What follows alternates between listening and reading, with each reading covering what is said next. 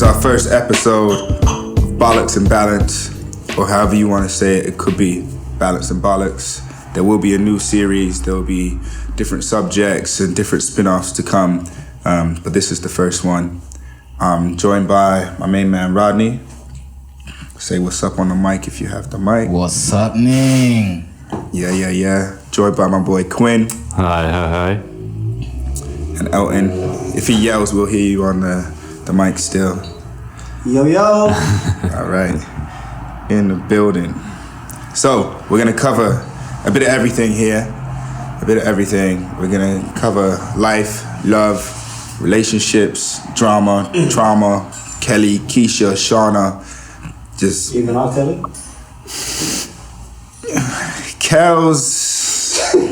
Kel's got to stay where he did release that album during Christmas though. That's a brave nigga. That's a brave nigga. We might get to that. Let's not start with Kel. Let's not start with yeah. We don't want to start with Kel. Straight on the controversial stuff. Yeah. That's shit, nigga. Let me drink some of this coffee. Shout out to VIF for the best coffee supply out there. There we go. And we are rap. Visualize it first, right? Yes, sir. Can you, before we go into this, I want to big up Rodney first of all for having me down. I seen the space. I came in. I did a little event here. I seen it, and we had some great conversations in this cafe, in this space, and it was an amazing energy there. And I thought, let's do a podcast and let's see where it goes. So come down, get a coffee, have a snack, and stimulate your mind. But yeah, Rodney, you can speak a little bit about the space. Nah, you pretty much described it, man. It's a second home to all the visionaries out there, man. You've got an idea, just come through. At this point, I kind of see myself as like a catalyst for growth. So all ideas are welcomed. It is a tight-knit community, so as long as we're just there for each other, make shit happen, make dreams come alive. This is what's, the most exciting thing to do, so... Exactly. Yeah, pull up, man. 210 Cold Double Lane. Come through. Big love, yeah. All right, we'll get into it. We have started this different than how we will start the rest of them, but that's exciting. If I make his face bigger on the screen. So, starting off today, we have a special guest. Special guest, do you want to introduce yourself? Yo. I'm Kevin. I'm out here trying to do the first podcast. It's a pleasure. It's a pleasure to meet you all. How's life treating you, Kev? It's a new year, right? We're the second or third week into the new year. This might come out a little bit later, right?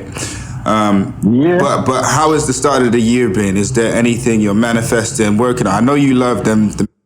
So I know that's one you've been manifesting for years. That one, but what else? What else are you manifesting? Nah. I am an open man. I love everything and everyone. It's not dedicated to one whole being. But yeah. Is that including men? You just said you like everyone. Oh damn! Nah. Yeah. Okay. We can't hear the conversation. Shit. It might be a good thing. I love women. I love women. Yeah. An all range of women. Okay. Again, not to say that I don't. Again, it's just like it's my thing, Yeah. But yeah, what am I manifesting? We're in the dark. Right now, I'm actually focusing on my clothing line. Okay. I'm building this. Yeah, I'm building this up from the ground up. I've been working with several designers to get my thing. When can we look forward to seeing this clothing line? Oh, yeah. So, literally, as we're speaking right now, you caught me designing like my third product. Yeah. I'm hoping to release by May, so around my birthday. It's like a little birthday celebration for me. Basically, it's streetwear, focusing on like t-shirts. Listen, this is what we're going to do, right? Because this podcast, right, it's Bollocks and Balance, right? And I feel like the balance can be the check. Yeah, and my boy Rodney here, he's working on some designs as well. Yes, sir. Right? You can see there's some bucket hats in the video. So what I'm going to do, I'm going to pass the headphones to Rodney, and we're going to see if there can be a check there or a collaboration, right? Let's find out. Let's chat about that real quick. We'll shoot it up. There we go. Kevin, you just need the mic. Hold tight, man. Yo. Kevin. What's happening, bro? Yo. I'm good. What about you? Has gotten in the way. My style. Yeah, hair and hat. Okay, I see the hat. I see it. Looking bougie, looking good. Nah. This is you called me my worst day today, bro. Nah, I didn't even try. If that's the worst day. He's looking fly. You know what I'm saying? I'm on my day off today, bro. So it's minor today. Alright. Yeah, nice to meet you, man. What's happening there? What's good? Bro, no. Literally everything's good. So you're designing your own thing? And it's so recent. See,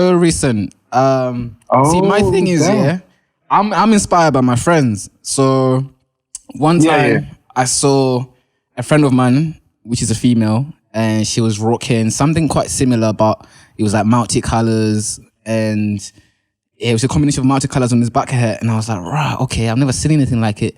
And then shortly afterwards, I saw my other boy wearing it, and he's looked like he was struggling. Like he's been wearing it for like the last God knows how many years. But all of a sudden, I was like, okay, cool. I like it. So therefore, it gives me confidence to want to sell it. But also, I thought maybe there's a demand for it. Do you know what I'm saying? So, and it kind of takes me back to when I used to sell snapbacks. I don't know if you remember that snapback era. It was like Raiders, Chicago Bulls. Oh, yeah. Maybe like I know what you're talking about. 2010s or something. Similar thing. Like, I saw a demand for it, and I liked it. And honestly, I always feel like, you know what? Why not? Just give it a go. You know what I'm saying? So. Oh, shit. Yeah. So with me, literally, I started my company like in 2020, 2019. So beginning of pandemic, and literally at that point, I didn't have a job. So like, for me to try and finance my own like little thing was a mission and a half. I feel you. So basically, I had to wait until I got enough money. So I got a job now, and I'm happy with it. Right. But save up enough for it and start looking for. We can't just let it. You know what I mean? We can't just go past it like it's nothing. We need to acknowledge the greatness in that. You know what I'm saying? The growth, man. No. So basically, man's been saving like a madman for this, and I had to literally. I was contacting one of my friends from Russia, right, to help me collaborate with like the graphic actual primary logo of my design. So this is my official like look of the company. So I got my design and all that. So he gave me an idea of what I wanted, but essentially I scrapped most of it and like got the basic elements of it and stuck with that. As you should. So now literally what I'm doing right now is putting these logos on different like fabrics, different materials, different designs, different shirts, different colors and everything. So I'm experimenting. Like right now, what I enjoy the most is that I'm very like free to do whatever I want with it. I don't really have nobody telling me where I need to go, guidance wise. Right. So it's like, all right, I can test this out, see how it looks. All right, I don't like it. Boom, just go on to the next one. So literally right now, I'm designing bucket hats. Literally. I swear to God. I swear to God. What you lot done to me today? No. It's not. I swear to God, I'm designing a bucket hat as we speak right now. Wow. And it's obviously under my company brand and all that. So like literally, I'm trying to put my logo on it, see how it looks, and if not, just like the actual name of the company and all that. Yeah. So I'm gonna be like going through like the black colors. So like the primary colors, black, white, and then if those don't really suit me, I'm gonna go for like the multicolors, like yellow, go for orange, like all of those bright colors as well. 100%. So so obviously like what I'm trying to do right now is just experiment, literally. And I'm happy that I'm doing it right now because, like, literally, if like I need this month and next month, I'm gonna be like I said, experimenting. So by the end of February, I'm gonna send off my designs to the workshops to be made, so I can have a sample at least by March if I can. Right. And like, let's see what I like, if I like it or not, and then like literally, if I like it enough, like literally send it, like get it mass produced and start selling it and all that. Like, so what's the name of your brand? Vettino. What's the name? Vettino. Vettion. Vettino. Right. VETTINO. Right. I'm gonna drink to that, my bro. And thank you so much for sharing that. I appreciate it. Yeah, it's funny. I think, everyone's glasses up for that. Yeah. Shout out to my guy, Kevin. Do you know what I'm saying? Ah, damn. Yo, I wish I was there, man. I wish I was there, man. Let's manifest. Yes, sir. Let's manifest, bro. Utmost blessings, utmost respect. And I'm proud of you, bro. I'm gonna keep my eyes on you, because just like yourself, I started in 2019 too, in October. So, yes, I totally understand what you mean by experimental. Like, everything is still just trial and error. And I want to pick you up for that. Yeah. And I'm going to make sure I follow you, and I'll be sending my light, my energy and love, all of that, all the time. Appreciate it. You know what I'm saying? Appreciate it. Room for plenty, bro. Let's make it happen, man. Shout out, man, like Kev. I love it. Appreciate it. Kev, we're going to sign you out, and we'll speak to you soon, my bro. We're going to keep it rocking. All right, cool. Big love, my G. Wow. Vettino. If I said it right, Vettino. Love you, bro. I'll give this back to you. Cool. Drops mine. But yeah, dope, man. That is what it's about. That's already a potential collab or a way to get some inspiration. Absolutely, man. And put heads together. And I feel like there's so many people I know at the minute that are like, yo, the year has begun. Anything baggage or things I had going on in my life are now behind me, and I can dedicate my time into creating something I actually really, really care about, which is dope. Big facts. So, moving from there, I could take the headphones off for now, so we can just chat. Chat it up. Yeah, maybe we should move into fashion for a little while and just speak on, because I feel like, especially black people in fashion, I feel like doesn't get mentioned that much, or isn't a big name. Yeah. What was his name that passed away? Virgil. Yeah. Was it Virgil? So I watched an interview with him, which I'd never really... I heard about the brand, obviously, everyone did, but... Off-White, Yeah, but I didn't actually dive into who he was or what he stood for or any of the other things. But when I went back and checked some of it out, I was like, oh, this guy knows some shit. Yeah. Like, a very intelligent person. He's still in the limelight, but doesn't get that much attention for creating. I always wondered why. Because it took me a minute as well. To get it was to know after him. death. Nah, for me, it was, to be fair, it was 2018, but only because I was working with the stylist. And she was like, yo, you need to learn about Virgin. I was like, who's Virgin? She's like, no, just look him up. And I think I was watching, is it Harvard one you done or something? Yeah. So yeah, that was the best. You did a one. lecture there, yeah. And, Tell me about him then, because I don't know anything about him. Do you know what? I can't lie, I'm still not very... Do you know the brand Off-White? I think so. You know the hoodie with the different white stripes on it? Maybe. It was really popular. I'm not like such a fashion guy myself in that sense. You might have seen him around Kanye. Probably, yeah. And I think his last job was this big... I don't know. He was doing a collab with IKEA. That was one of them. Some other things.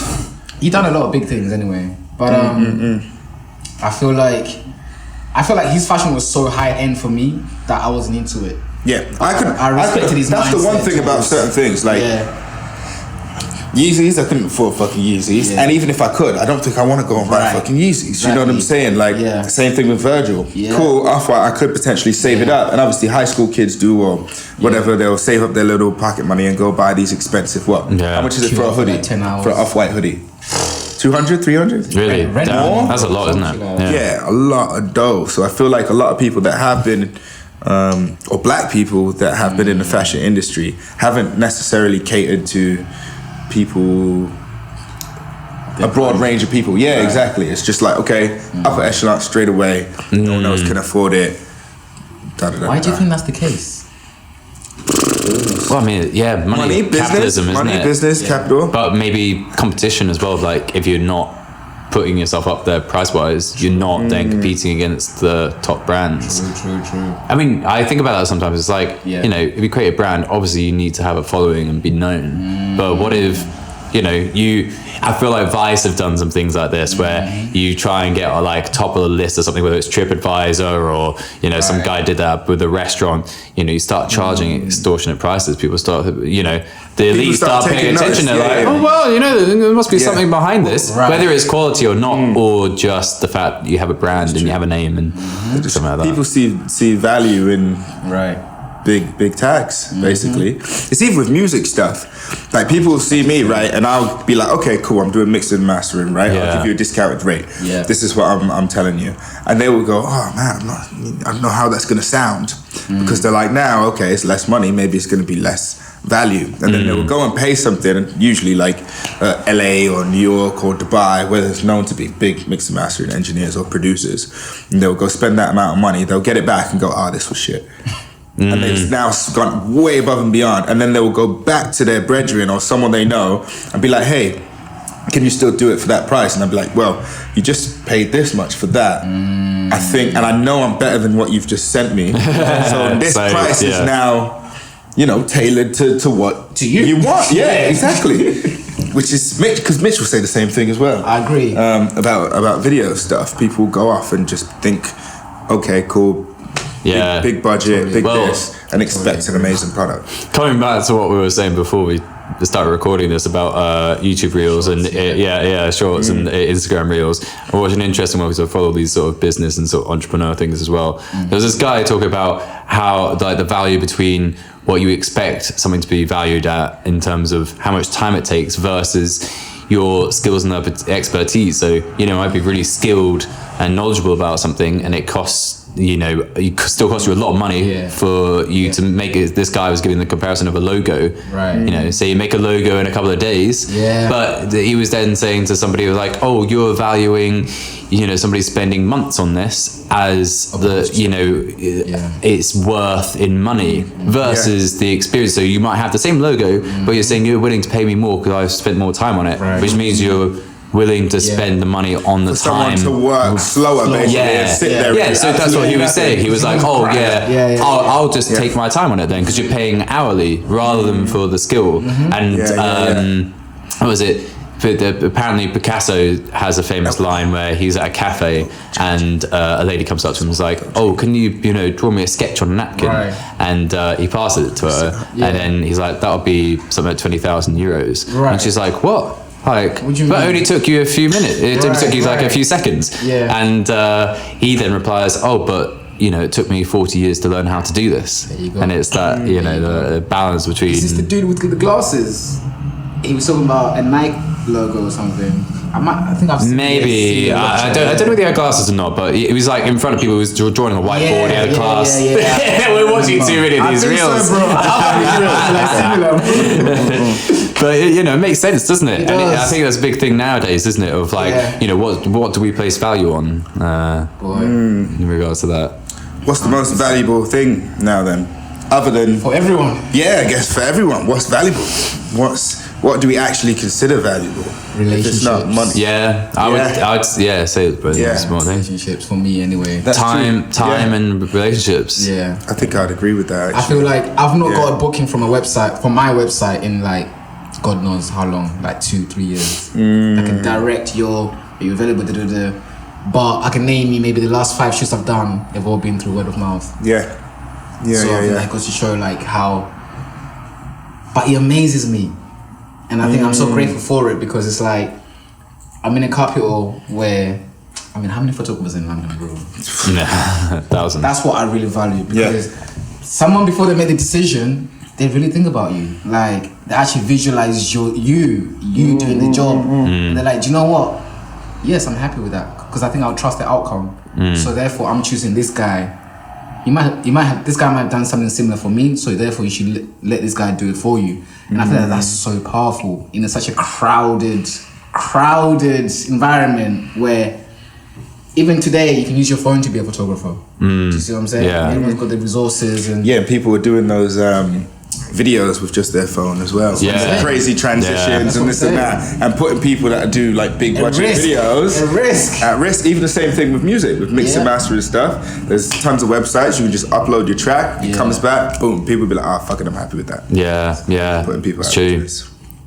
Yeah, and appreciating the talent as well. But also, there's a lot of people out there that think they're a photographer or something like that because they got a camera on their phone or have a small camera. But yeah, there's a lot more skill to it, isn't there? Than you know what? I'm just gonna that. give you guys an insight into the photographers venting session behind the scenes and stuff. Yeah, but I feel like in today's climate, the word photography is getting confused for content.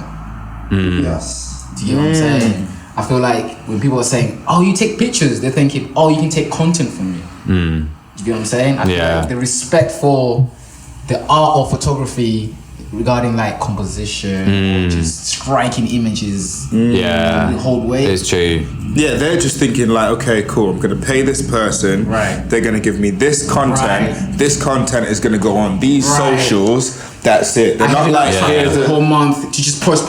Yeah. There's no like storytelling. They don't really know what they want. You're the expert.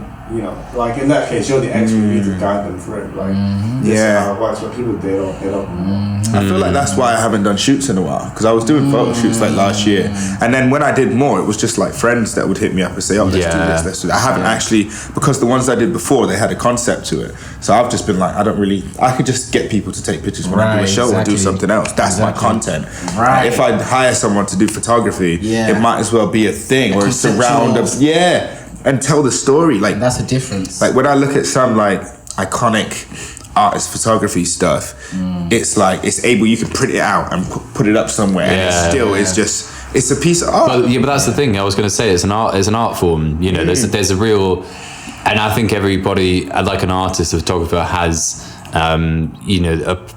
a certain characteristic that is specific to them. Everybody has a style. Like the people I like. There's like Sebastian Salgado, that famous guy that does stuff in black and white. That I'm quite into like wildlife photography, and there's like it's just everybody has their own unique style or like ways of whether it's capturing people or landscapes or cities. The way they seem to do it. Yeah, but again, I feel like a bit like art. It's one of those things that's quite hard for people to always make a career out of because it's not always appreciated, probably because of the content media thing you're talking about. Absolutely. Yeah. Absolutely. It's true. Touching on that notion of artists who can't make a living of art, I feel like for the longest time, artists, for whatever reason, I don't know what it is, but I feel like a lot of artists don't know how to market themselves. They don't really know what niche that they're in to market. I feel like a lot of artists abuse themselves thinking that they need to be in this state to make art, but I don't think they realize that if you're a true art, there are people who make art and then there are artists, right? Yeah. You can. I got distracted by my phone, but I think a lot of artists waste a lot of time, like trying to get in the zone, doing X, Y, and Z, like just fucking about other artists and like living this artist lifestyle, and get so consumed by that they don't make art. They're trying to be somebody rather than focusing on their sort of talent or what their specific kind of. Yeah. I know a guy who spends more money on his clothes than he does on his music production. And Really? Like, ugh. Yeah. That's definitely a balance that's off, isn't it? Yeah, you piece of shit. Like, how dare you? But I guess because that's probably a thing of, they think maybe the more money they spend on something, the better they will be rather than the actual effort and creativity put into something. Yeah. What is a controversial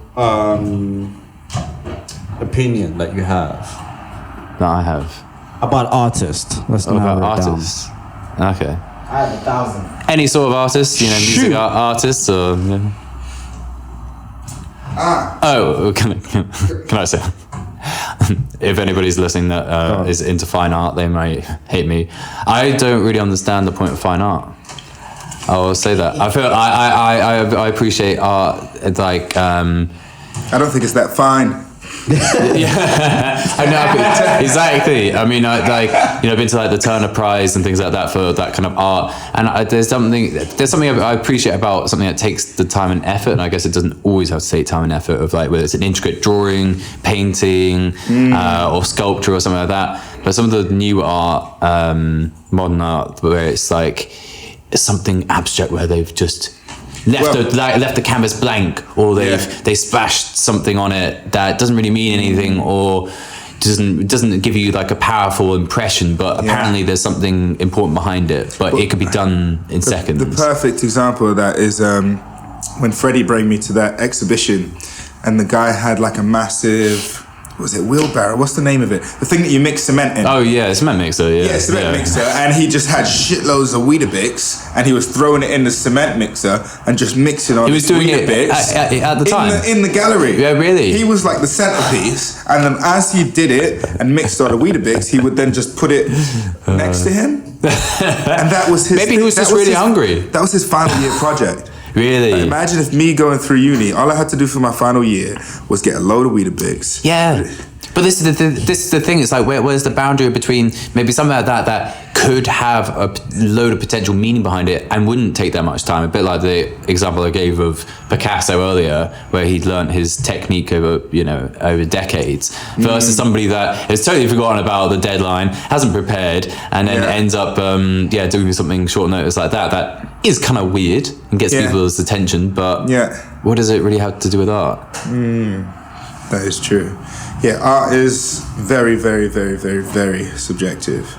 Very subjective. But if people didn't reach outside of the box sometimes, we would be missing a lot of amazing art. I feel like most of the great art is people doing fine art and failing and then finding something that actually is. But I think it's one of those things, isn't it? It's a bit, I think it's the same with a lot of things, music, actual art, film, photography, writing, when it comes from a sense of like purpose or inspiration or something meaningful, whether it's something painful or great. Hold on, let's pause it.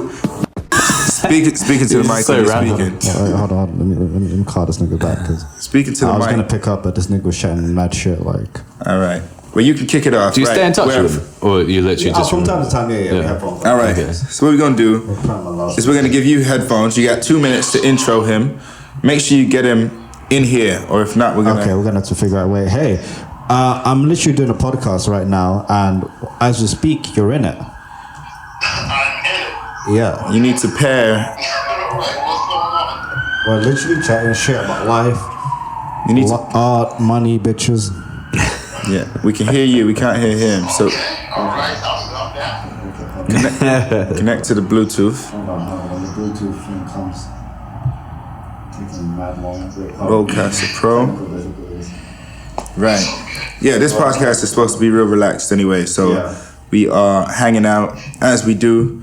It's funny because when I started, the ideas or the concept for this, I was like, let's just chat some shit. But you could tell the development of people and their minds that we have here, because we automatically started speaking about fucking fashion and business. And so basically I'm getting older and I'm finding it tougher and tougher to think like an ignorant young man. So we need sort of this to bring us back down again. Yeah. So what's your name, my bro? What's going on, man? It's Jonathan. What's happening? Jonathan, is Isaac B here in London. Where are you? Atlanta, he said. No, of course not. Of course not. No. America. Was the previous one American as well? Where you based now? I'm in Newcastle right now as we speak. Okay. Where was you before? Where'd you grow up? I grew up in Boston, Massachusetts. Ooh, hillbillies and shit. Oh, no. That's completely the opposite. Yeah? Completely opposite. Okay. I grew up in Florida, man. 13 years out there. Now I'm here. Florida?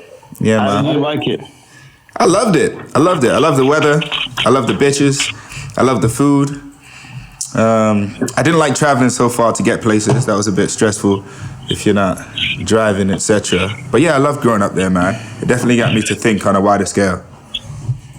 I fucked a prostitute down in Miami. What'd you say? You slept with a prostitute in Miami? Yeah. Oh shit! Tell me about rated R now. Well, it had to be done. Let's see the difference here. This is an interesting conversation, my nigga. Let's go. Right now. Rated R now. Well, it had to be done. And it was like one of those situations I was like, you know what, fuck it, I'm going to do it. I met her online, and I decided to do it, and I did do it. Turns out I was on tags the other day. I saw the bitch, and it's been almost 10 years since I last saw her, and I recognized that face from anywhere. Like, you know, all the bitches I fucked in my life, I'd be remembering them. I'm like, damn, I remember. It could have been like something 10 years ago, like, damn, bitch, I remember you. Yeah, exactly. Yeah, that's all. That's she great. was bad as fuck. She's bad as fuck, but not as bad now because, you know, the more years a woman puts on her, the less valuable she is. You think the work eventually caught up with her then? No, there you go. And now she got a kid. And all this other shit. Now she wants to be responsible. There's nothing wrong with a responsible MILF. What's wrong with that? I mean, I don't like responsible MILFs. I like irresponsible MILFs. I hear you 100%, brother. I like responsible MILFs. I don't want you to be responsible. What are you responsible for? What are you up to now? Tell me about Newcastle or what you up to. What do you do? What's your background? I'm a black man from America. Yeah. Family from Honduras. I work here in Newcastle. I do law. You do law? Okay. How long you been doing that for? What kind of criminal law? Like prostitute law? Prostitute law, I wish. I'll get all them hoes out. They didn't do nothing wrong. Loads of benefits. They didn't do nothing wrong. You know, so yeah. But hold on a second. I'm gonna put you on pause for a quick second. I'm coming right back. Okay, we're gonna continue speaking until you get back. Yeah, take your time. All right. Cool. What's his name again? Remind me. Jonathan. Big love to Jonathan that is still on with us. We're going to continue this conversation real quick. And then as soon as he jumps back in, we will extend back and get Jonathan back on the line. Interesting subject. So he was telling me he slept with a prostitute out in Miami. Yeah. That he enjoyed. He said she's not so good now. She's got kids. And she's a bit of a MILF and she's too responsible. And he said he likes irresponsible MILFs.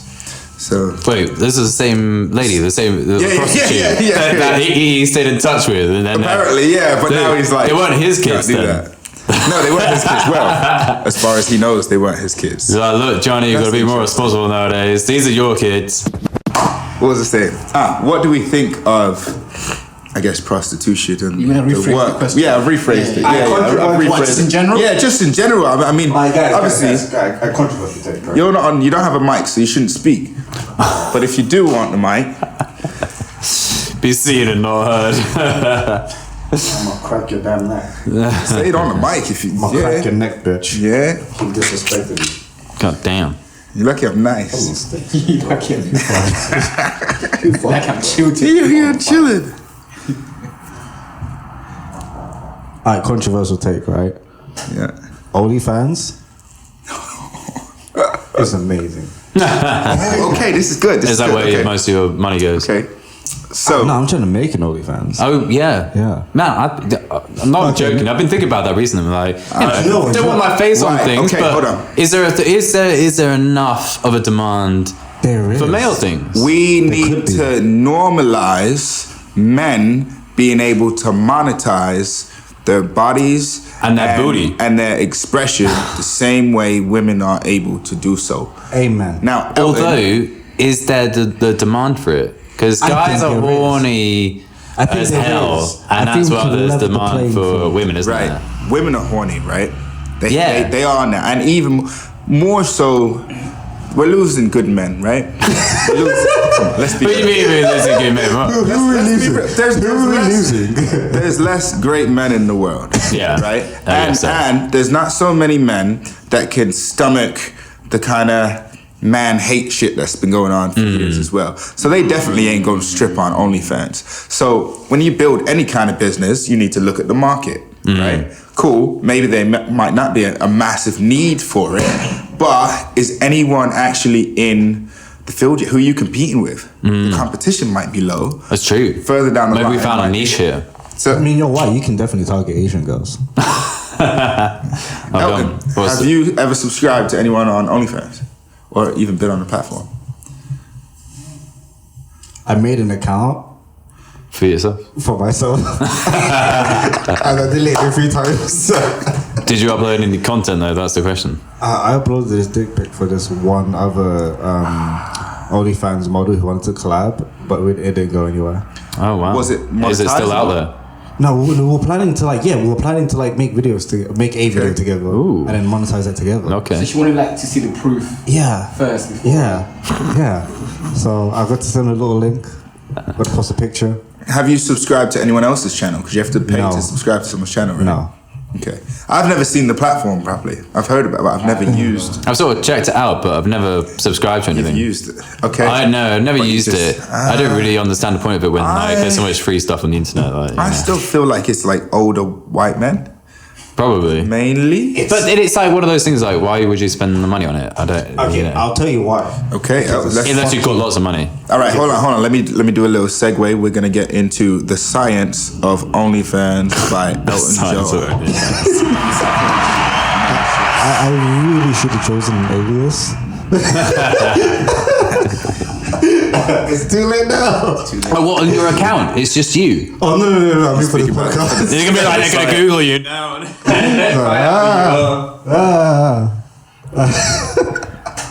Yeah. The fear that's in my body right now. All right, let's hit the science. 8-inch dick pic uploads, but ooh. He's trying to harden with angles as well. Like, okay, let me try this thing. Let me try from here, like Miniature ruler from a cracker.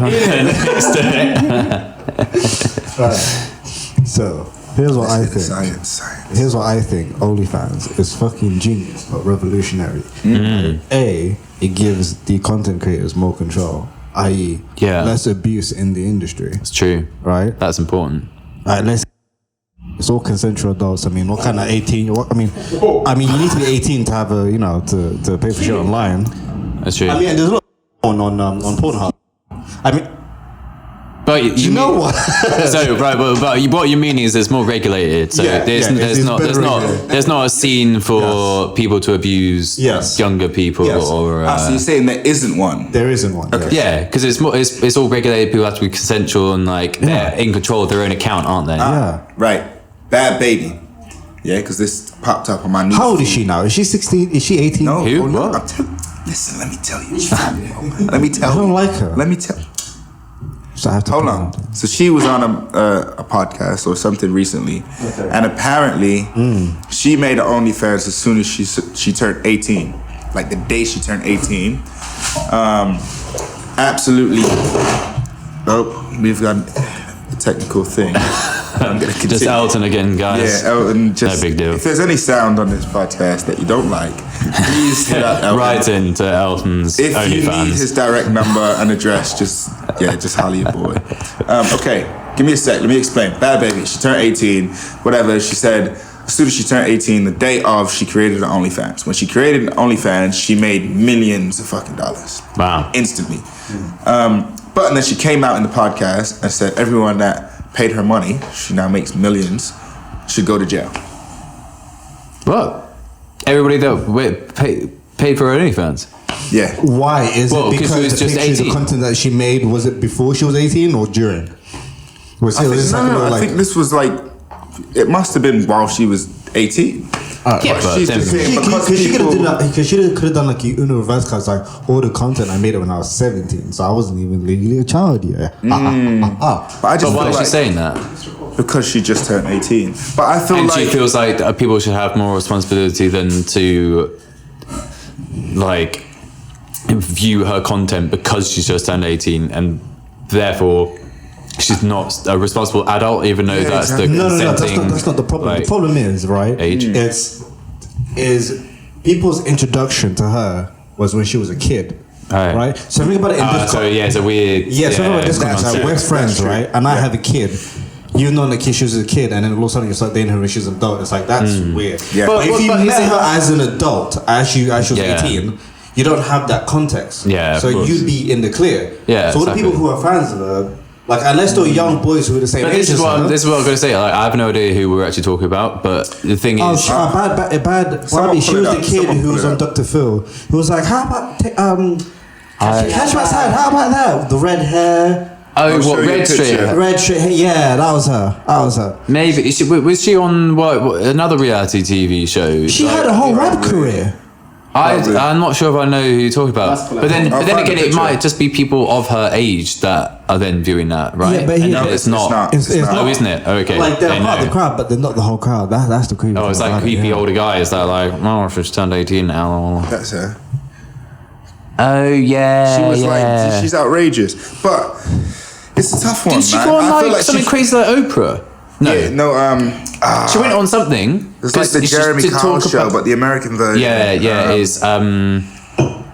She was like a trailer trash, basically. Yeah. Basically trailer trash. No, but she recently went on to a show to then talk about, because she got famous from the American Jeremy Kyle, didn't she? And then she recently went on to something, I just saw it randomly, where she was then talking to our host, and there was a bunch of other people there, and she was talking about how she became famous, and she seemed fairly normal compared to that first interaction. I just feel like it's mad for her to make so much money and then come out and make a statement like that. That's what we talk about as well. I feel like there's a party we're not acknowledging, and that's the middleman. Like, who is receiving the money? Yeah. Right. Who's receiving the money? So wait, is it not just directly her? I mean, I'm sure OnlyFans take because a it's a commission, platform, right? Yeah, So that platform should have but they take a lot. terms and conditions, whatever, Yeah. restrictions. You have to somebody be views- to join, right? Yeah. Because if that platform doesn't exist, I can't have access to that content.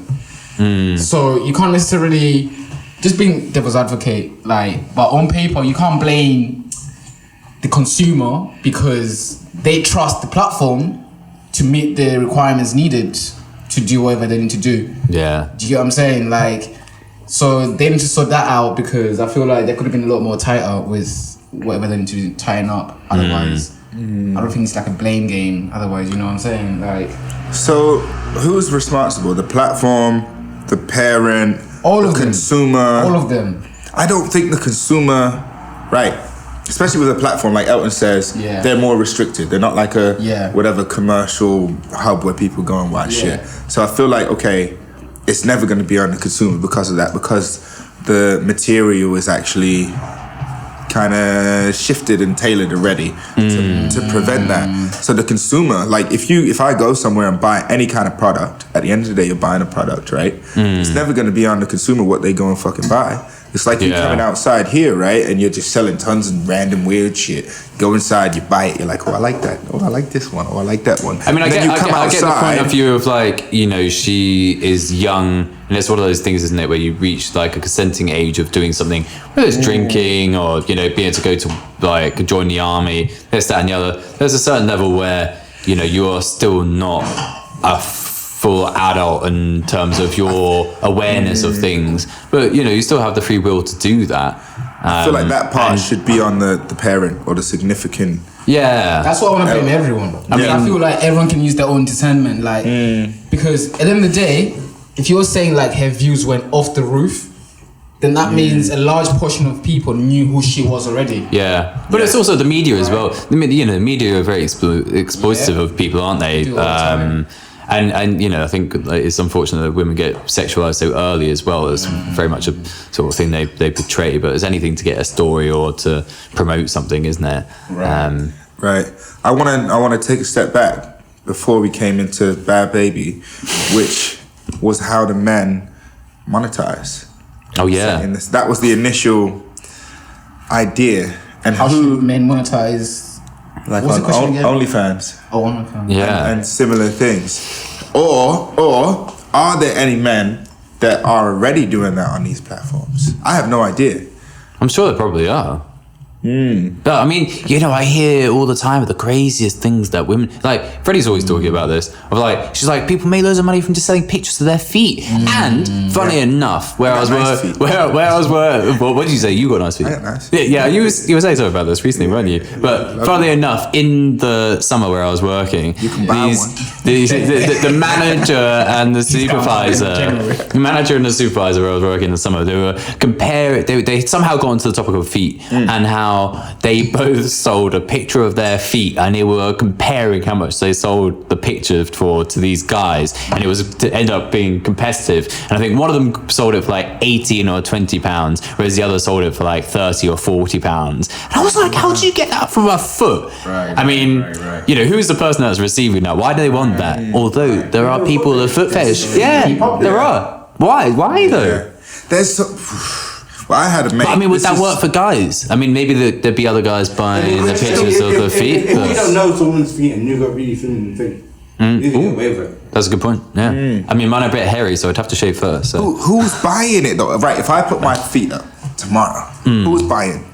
Should we try? Who is buying? Someone's buying. It we doesn't should matter do who, this. nigga. Someone will buy. It doesn't matter who. Maybe we should do this as a social, an experiment. Okay, cool. From this podcast. So from I this have really small feet for a man, by the way. I think I've worked perfectly. right. Paint your nails, and it'll be fine. It's only the first episode, but what we're gonna do for the next recording, we're gonna have done our first experiment, social experiment, which will be trying to sell our feet. Don't you dare ask And then if we sell them, we've got to then compare who sells it for the most. I'm not part of this. Come through with your Canon and Come on. snap some pictures. What? I ain't editing shit ever. www.manfoot.com. Manfoot.com. Sign up now. What about but something like sexy cleaning around the house? You don't need to show your face. You could have it cut off at that level and you just clean around the house, just semi-naked or completely naked. Who knows?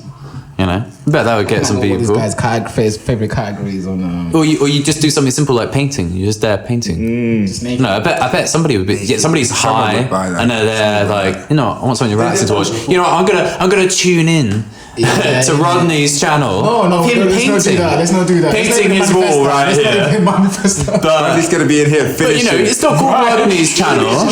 Wait, I was gonna say something. I was gonna say, I think the biggest potential market will be older women.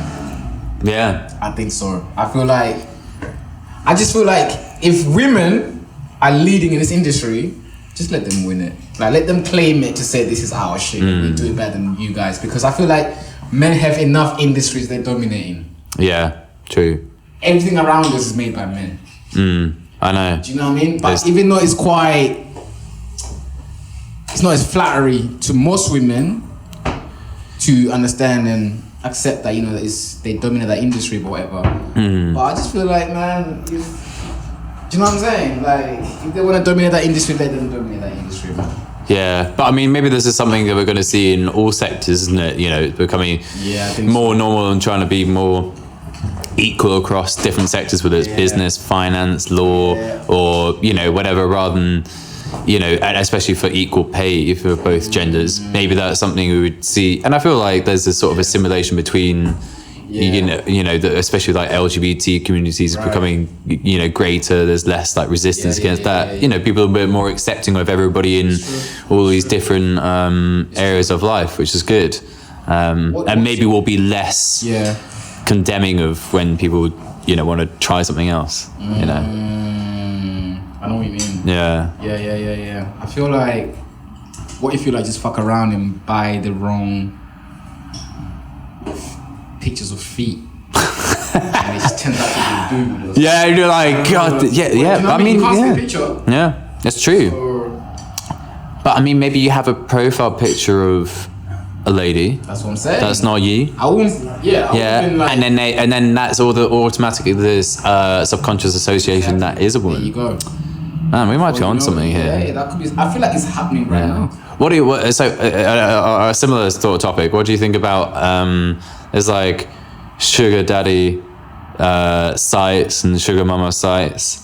What do you think about that kind of thing? I mean, I've never tried it, but I was I know thinking what I'm doing. that would be interesting, podcast, bro. I'm going on that site and see. Yeah, I'm like, you know, what's not to like? You know, maybe you meet somebody fun and interesting. Maybe it's not something serious, but you know, you're getting some money. You know, sometimes I think, you know, relationships are kind of all a bit complicated, and actually, you know, I quite like older women, and you know, if anybody's listening out there and you know, wants to sex a younger man, then I'm not an give me a advocate for call. it, but I will suggest every man should have an older woman at some point. Right. Just for Have the you been with experience. older women? I have. What's the biggest Tell us age gap? everything. What's the biggest Everything. age? What's the age gap between when Oh, you were what's the age together gap? and? Like 12 years. Oh, okay. Yeah, which is not too bad. No. It's not really that bad. Yeah. Experience? Very experienced. Was the sensations different? Would anyone ever Big time. be in a long-term relationship with someone that's much older? And if so, how much older? How many years? I don't know. What's the I maximum? feel like you would 10. consider? That's not old. I was going to say 10 years. I think would be okay. Maybe beyond Okay. that starts maybe up to 15. Okay, like I would 10. do 15. 10 I I'd think do would be 15. manageable. 15 could be maybe a You bit know what? of a It depends on balance. what age you meet them. Yeah, It's true. You know what I mean? It's true because when you're younger, you're at a very different stage of Right. life compared to I feel like Yeah. now us we're at a similar age. We're late 20s, aren't we? Maybe. You've done some crazy shit. You've got your head on your You're shoulders a about bit to get more. into your peak time of Yeah. manhood, and then Yeah. you know what I'm Exactly, saying? It's a bit exactly. different. Yeah, that's true. Yeah, Or whether 'cause I you're just feel an like- old soul at heart or not, or maybe both those different lives somehow come together in a different way. Either the girl or guy is a bit of a wild child, but the older person kind of likes that as well. Yeah. But they go on with their own life, and you don't Yeah. always have to be matched up. Yeah, that is true. That is true. It gives you a bit more room there, I think, and a bit more maturity, which is. But is the actually- oldest for me was 16 years of difference. Wow. How old were you at that time? 22, and she was 38. 22. Oh, 38. Yeah. Wow. She was fine though. Wow. Proper cool. about your Proper age? cool though. What was the button you missed there? I'm clapping, bro. Did you lie about your age? What? Did you lie about your age? No. She knew straight She up. stalked me at the bar. I worked on this bar, and she was she was fun, but she was proper cougar. She was like stalked me at the bar, and then drove me back to her Ran place. game and- on you. yeah, exactly. You're in a bed. Yeah. That's a big age gap. Yeah, it was. Although sort of, I don't know. I feel like I've always been a little bit more mature for my age in a sense. So, it was fun. I just feel like it's It was easier interesting. to have like a deeper relationship with an older woman. Yeah. Without all the playing games or and they might be Yeah. open. I feel- to not actually. They might not want to like settle down and do this whole thing. They're like, yo, I've already had a relationship. I might even be in a relationship, Right, Or exactly. So it might just be like the conversations you're trying to have with these women that think they're women, but they're actually girls and still trying to grow and figure out their lives. You might be able to, if you're mature in your mind, it might make sense to have an older woman. Well, I mean, this is Like- what I feel like. I feel like I've been through a lot in my life to the point where I've often not seen eye to eye with my peers, like people at school or friends or whatever, because they've had a cushy life just living in the same place all the time, and actually, when you experience a lot of things quite early on, and you have responsibility when your parents not guests doing their job, whatever. You've got less time to mess around with the silly things, I guess. Not to say I'm freaking boring or anything like that, but I think you then can understand people that are a bit older. So I feel like I always vibe with people that are a bit older because less of that bullshit. Well, I used to spend a lot of time with my older brother and his friends. He's not that much older, like 2-3 years older, and then his friends were older than him as well. So we used to do just what the older kids were doing. We would go out. I was already clubbing from a young age. I was still already speaking to tons of older chicks. I was selling a bit of weed. Older chicks love to buy a little bit of weed. I'll do my little flirting and this. I feel like I just matured differently. To where certain conversations that Well, you people come from a have now- situation where there's a lot of things going on that I guess a lot of people don't normally have to deal with. Yeah. There's lots of like daily challenges or excitement or things that you know, that I think normal life in like a secluded environment doesn't prepare you for. But there you like learning every day on your feet. You know. Yeah, hardships, I think, brew maturity. Definitely. You know, and make you broody for older women. Yeah. I was having this conversation with someone only a couple of days ago, actually, and I was trying to figure where do I meet older women, because they were like, oh yeah, well, actually I want to meet older women as well. And I was like, but hold on, wait, most of the places I go, most of the things I'm doing, I don't want to look online. You know, I hate this online dating. We'll get to that. I hate the fucking online dating. I don't want my profile. I don't want you fucking clicking on me and looking at my face on this day that's different than the next day. And we meet up. I know. I don't think I could ever settle with that. And then I don't like you, or I want to see you for a month and you want to see me forever and all this back to front shit. I just want to meet you out and about. I can't do that shit. I can't do it. So where do you meet nice, lovely, older women with some sugar? Where? Like, name me a spot. I'll go there. We'll go there in the weekend. Church. Like, church. Oh, shit. That's a good one. Church. Then how do you move to one in church? Easy, bro. Hallelujah. The process of seduction takes in front of a while. the all-seeing eye, just there looking at you, move to church. Show some vulnerability, be like, look, you know, I had all these hardships in my life, but I found the Lord. That's your angle. Yeah. It has to be something to do with repentance or some shit. Right? Yeah, exactly. You know, I did a lot of bad stuff, hurt a lot of people. Assistance in Bible study or something. Would you like to ex-bad boy that's now found the way, found the path? Yeah. Would you like to pray with me? And she's like, you know, I can sympathize. Inside your guts. Inside your gut, nigga. God damn. Damn, bro. Damn. I can't lie. That's one of the sexiest things though. Like when a chick like grabbed your hand, and she's like, "Yo, can you feel it?" Yeah. I've had that. You know that? I feel like you do your thing, and the chick like grabs your arm, and it's like, "Yo," she's like, "Yo, can you feel that?" Yeah. You never had that? I'm not quite sure. The ting is on a different planet, bro. And you should not being like, that's your baby kind of thing. Because you're feeling your stomach. Like, look, feel the kicking.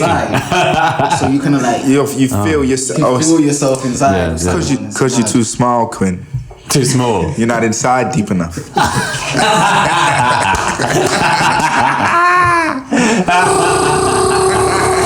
I literally had this image of you in church with some lady just being like, can you feel my stomach? My belly button's right here. And I'm like, what? What? She's pregnant. You mean actually rubbing your Yeah, I was like, I love when they rub my image is completely off there. That could work too. You never know. And Tim was like, because you're too small. I was like, well, I'm taller than you. Bitch, what are you talking about? And they're like, oh. Penny drop. That'd be wild, man. Oh, man. Controversial take. Very controversial take. Being tall is actually overrated. Being tall is overrated. No, you're not that tall. No, I'm 5'9". Coming from a short man. No, but I'm still taller than most women. I'm 5'9", but I'm still taller than most women. Most men are taller than most women. Yeah, but they confuse most men, those men, as men who are 6 foot, which is wrong. Like, I've been told I was 5'4" because I'm not 6 foot. But I was like still like taller than this bitch by like 7 inches. What's the average height for a man? Like 5'7", 8"? I'm not sure, maybe. I'm 5'7". How tall are you, Rodney? You're quite tall. 5'8" for a man. Okay. Tallest here. 5'8". I'm 6 foot. Is it? No, you're not. Yeah. You're 6 foot. I'm literally like 2 millimeters off 6 foot. That's not 6 foot. Yeah, I'm 5'11". That's not 6 foot. Yeah, but I'm basically 6 foot. You're not gonna grow 2 millimeters. Yeah, stretch me out. You're 5'9". hang me upside down and then up. Well, to be fair, this was ages ago when I measured up my cousins when we were drunk. So you tell them older women it's to easy to stretch say right 6 foot. I'm not stretching That sounds you out better. for the record. I'm not associating with you 5 foot guys. Yeah. Right. Do you feel like it's a cheat code for most women though? Huh? Like, do you feel like your height is a cheat code for most women? Oh yeah, I mean like especially like if you go on like a dating site or something like that. I mean I wouldn't put 5'11" and because you know I'm closer to 6 foot, so it's like that's sexier to them. A lot of girls have that weird association. They're like, oh yeah, you know, only date guys at 6 foot or over. Even if they're really short, sometimes they just have one. that. Here's one. Let's make sure we speak in one at a time as well. Hold on, let's make sure we speak one at a time. Right, so women have these things about being tall enough or having this amount of money or da da da da da. What are you guys' things that is like your list. If you had to have a list when you're meeting somebody, what needs to be checked off? Now, as we're getting older, what needs to be fucking checked off I like for a woman? It changed. You know, it changed. Before it was like, cool, you look amazing, you have fun, you this. But I feel like my list is getting longer, and even though I'm down to, you know, go around that list, but if you aren't hitting certain marks, I do feel like I should just walk away. So Do you know what? Can I go first? Because mine is not that long. At this point, I feel like with pretty much everything I'm doing, I want it to be effortless. Right? I'm setting my life to be effortless and much easier for me in the future. So it's pretty much the same thing I look for in a woman. Like, there is no way I feel like I want to impress a chick at this point. I really don't feel like I want to impress a chick, bro. I don't want to impress anyone. Like, I don't want to be feeling like I'm pitching to a chick. I don't want to feel like I'm running game on a chick. Otherwise... Because it's then not who you are. Right. Exactly my point. Right? And you can't keep that up long term. You can't. It's not sustainable. Because now when you meet someone and then it feels like, quote unquote, it's easy to speak to them. That's the one. It's true. That's just the one. That's true. The one. Because it's going to be easier to avoid arguments. It's going to be easier to avoid the topics to talk about that like pretty much awkward or anything like that. It's going to be much easier to do anything. Like, what do you want to do? I just want to chill out with you. I don't mind where we go. Alright, cool. Do you know what I mean? Like, just totally. Do you know what I'm saying? So can I I'll respond to that, to be fair. It needs to be easy. Something needs to be. But this thing of like not running game anymore, I find it so difficult to be like, yo, I'm actually gonna go speak to this person and put myself out of my way. If you don't add up or match up on what I'm doing on my day-to-day life and allow space for me to do that, then there's absolutely no point, because then it's just gonna be tons and tons of stress. I'm gonna be trying to squeeze you in. And it's just not gonna. It's just gonna collide and collapse and turn into nothing. But at the same time, it's almost like sometimes I feel like, oh shit, I should actually say something or do this or do that. If I say the first few words or I just say hello and a little chat and there's nothing there, because there's still another side of women that are expecting men to do this like massive chase. But I feel like that was it was almost a young man's game in a way. Like, I want you to be able to look at me, and when I come speak to you, right, not even to be big-headed or egoic. Like, when I fucking speak to you and I step to you and I say something real sweet, right? And I look you in the eyes, I'm talking to you and I tell you how I appreciate you and how you look and da-da-da-da-da-da, and that we can move this conversation and have a little go out and da-da. If you react to that with this whole kind of like shutdown attitude and like you're expecting this whole like, women beg for fucking equality for years. If I'm bringing you out on a date, I want you to go foot the bill or say that you're gonna split it, and then that's more likely for me to turn around and go, actually, you know what, I'll cover it. Right. I don't want to feel like I'm pressured to do it. It's attractive. Like if you when I go out with someone, right, and they every single time they're like, no, it's cool to split that. It's so true. It makes me internally go, actually, you know what? She's so fucking sweet. Right. Well, because you like they're prepared to like meet you halfway, and that, you know, and that's not just. I feel like it's not just a sign of they're willing to help chip in. It's like that's a representation of who they are and what they're willing to do in a relationship. Their character in life.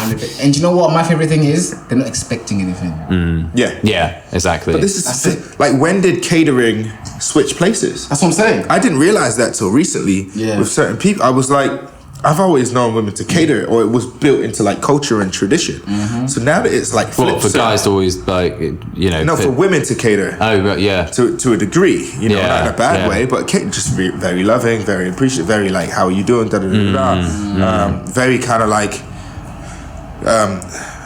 grounding people, you know. Women were grounded. Like, women back in the day, or people I would meet, was like, yo, I got that energy from them. Now it's almost the opposite. Like, women are running around going crazy, and it's like the man has to step in and go, oh, let me do the catering and make sure everything's calm. But what's your list then, Gwen, if you have? So I feel like I totally agree with what you guys said. I think I've realized in like my past relationships or sort of times when I've like chased girls, I've often been like gone to the extent of like trying to prove myself too much, trying to impress too much, and like you were saying before, it's sort of there's a downfall in the way. It's not sustainable, and it's disappointing when you put yourself out there and then you don't get it back in return. And I think as you get older, you get busier, you have more life ambitions. And, the way I see it is that, two people should come together in the sort of unison of, right, well, we both have, our goals, whatever it is. Maybe you don't have, major ambitions, but, personally, I have lots of ambitions I want to achieve. And, I want somebody like-minded who is chasing their dreams. But at the same time, you can come together and both support each other. And I think I see too many relationships where they're, they're destructive rather than constructive. And I think it should be.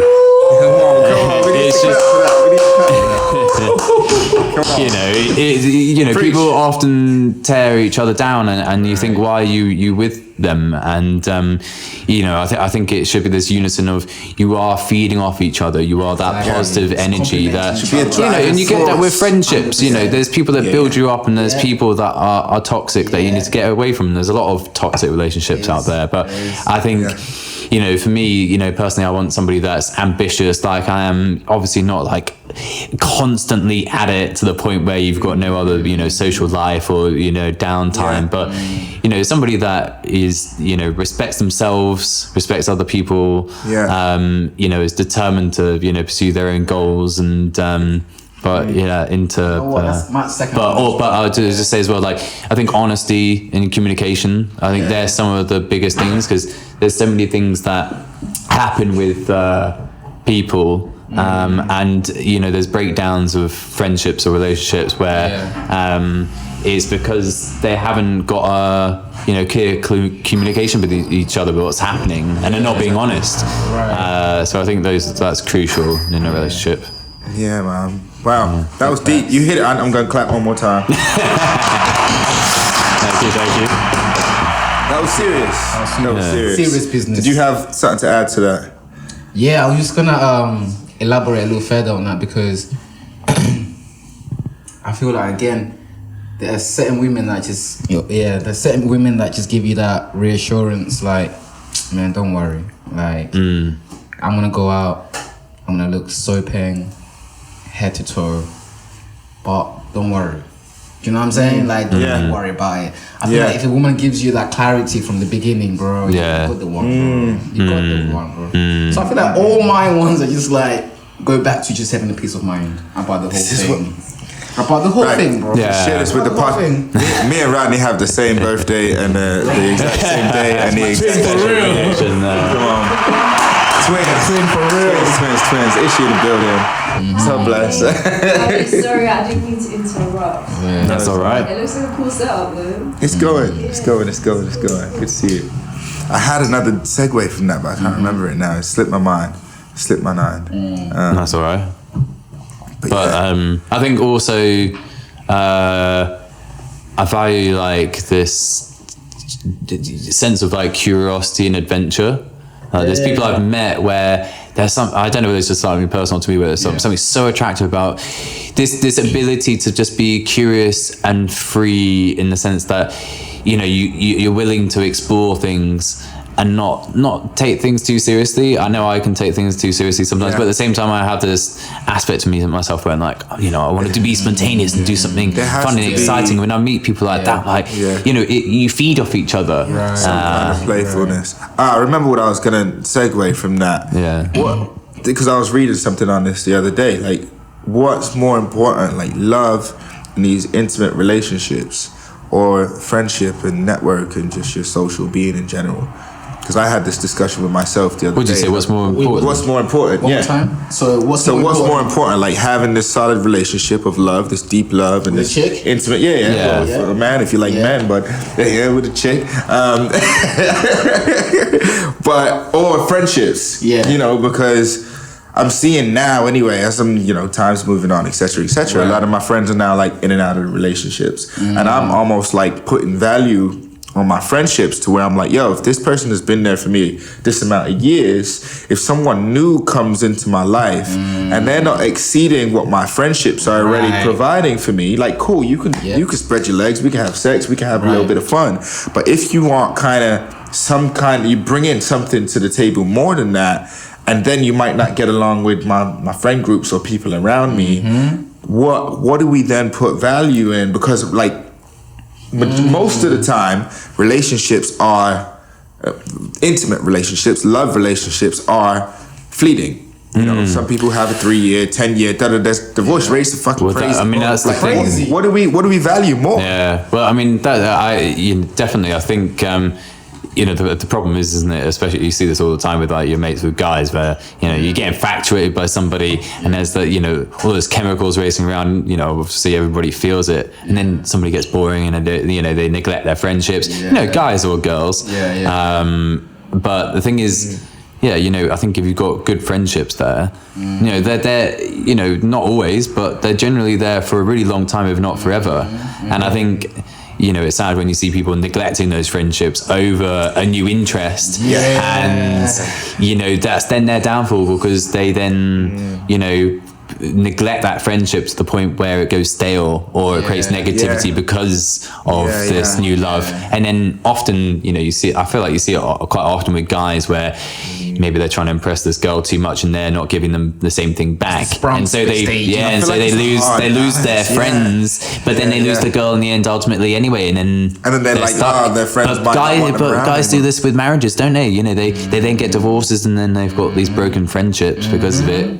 Because of that too. I know so many guys that have like run off with the girl now, and then it gets to a I'm like, I see so. I think it's a balance between the two, really, isn't it? It is. You obviously got to designate enough time to both groups of people. But without it, condemn. And I it particularly annoys me when there's that friend or family member or something you've got where they end up, all their time is consumed by that person, and you're just like, what are you doing? It's a fine line, isn't it? Yeah, it is a fine line. It's tricky. It's very tricky. I mean, I think relationships need to evolve. Right.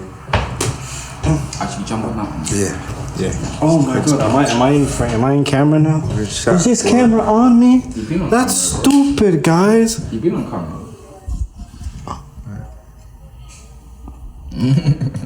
Oh no. Don't touch the mic. Hey, boy, I'm gonna need to.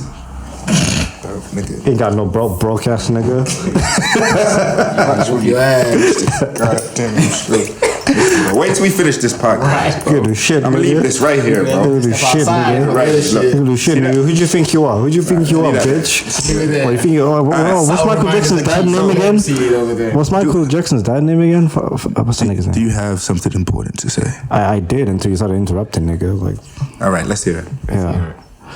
I feel like relationships need to evolve, like both like for friendships and for romantic, because I feel like people date for like the dumbest reasons. Like when you're young, like I feel like people date for dumb reasons. Like when you're young, you're dating for sport. You're trying to get other people's validation. Next one says like, oh, I'm dating this, and it's like when you get older, it's like who gives a shit? Because the only person who's gonna be happy in a relationship is you. Do you know what I mean? Like date someone you like, and also, anyone, regardless if you're a man or woman, this is actually a strong pet peeve of mine. You guys brought up anyone who just abandons their friendship groups for a relationship. You're a piece of shit.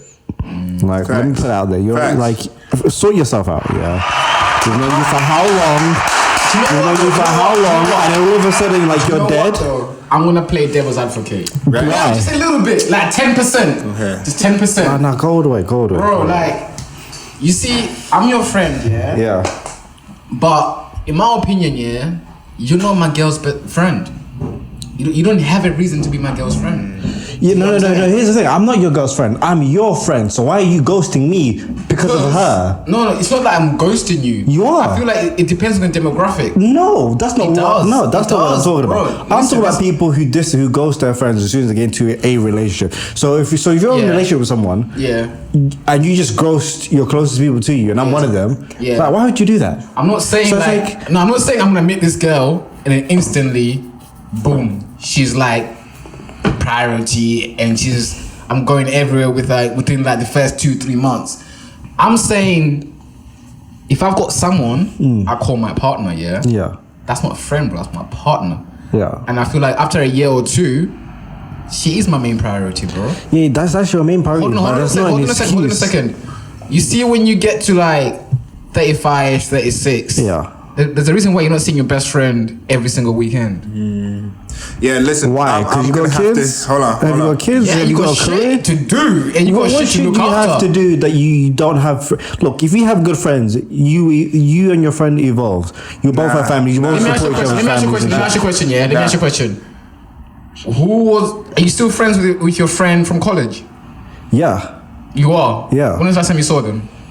Literally, he lives like 30 minutes away from me. How much have they That's evolved? different 'cause you How much follow have they them. evolved? A lot, but that's just like 1 out of like 50. Listen, I'm gonna have to. Right. Yeah. So you got one yeah, out yeah. of 50 friends Exactly. that have made Exactly. it to this point. Yeah. Right? Yeah. Now imagine that guy is still single. Yeah. Yeah? And he's now looking at you, Yeah. partnering up with this chick, Yeah. family goals, couple goals. That's not an don't excuse. That's not an excuse. Look, No, I'm not saying it's an excuse. I'm just saying it's life. that's not good enough. Bro, Listen, I'll the tell you only why. reason you're here is to redevelop. Can I I'll chime tell in? you why. I'll tell you why. Go ahead. Yeah. Like, because here's the thing, yeah. Human beings are social animals. Right. We need space to socialize and have that time where, like, if me and you've been friends for 10, 15 plus years, Yeah. I understand that I'm not going to see you every day. In fact, because we're adults, I don't need to see you every day. But the point is, if you're ghosting, if I'm in your life, I know when you're ghosting me. It's not hypothetical. So if you're ghosting me because of a chick, Check this That's a out. reflection of your feelings. I might not be ghosting intentionally. nah. Because my shit, now I've got my friend here and I've got my friend here. And they'll ask me, what you do this weekend? All right. Listen. If I'm in a deep, loving, caring relationship and the woman is right and is holding me down, fuck all y'all niggas. That's what I'm saying. Oh, wow.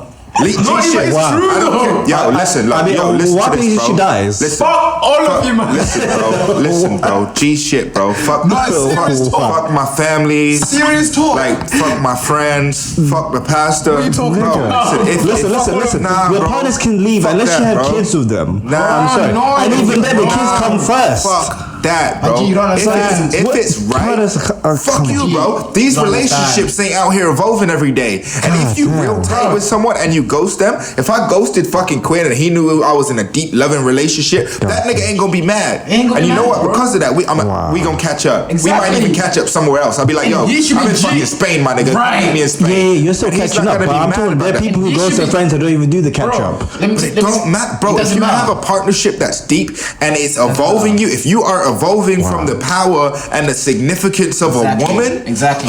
that is rare Yeah, nowadays. you can That's have what I'm that and saying. still There's see no your friends. nigga out man. here that's gonna make you Nah. evolve more than the Than your person that partner, loves bro. you and cares for Nah. you. It's Nah. true. You might not have had that experience yet, but trust me, bro. Trust me. If someone's held you up, right? If a woman's held you up, there's People like, hold you up, I might chat right? some shit, but I there's feel like I might have like a take on both of those. Yeah, points yeah, of view. yeah. So I think like what you're trying to say, Elton, is the fact that you know it's not good or not healthy if somebody like then totally disappears in a friendship. And I think some people get quite upset and hurt when they're not, you know, being acknowledged all the time, or you know, I guess you know, in a friendship or something like that, when somebody's maybe going through a tough time themselves and they're being ignored by their best friend or something like that, it can be hard. But I think that's the true importance of good friendships is the fact that, like you were saying, if you're friends with somebody, I've got friends a bit like you in the past and like other people I know. I could go for years without talking to them, but that when you catch up, it's like no time is lost at all. Yeah, this is That's friendship. what I was saying. And I've had this, and it pisses me off. I have to say when there's people that message and they're like, why have you not been there? Why have you not been talking to me? Why have you not been and it's all about them, and it's that aspect of they don't care. I'm going through things. Yeah, they're not. And I think about it now. I'm like, why they were saying these things, but they never once said, why have you not been quite something? Are you okay? Are you okay? Is there any reason? Exactly my point of how you've been neglecting me. Right. It's like.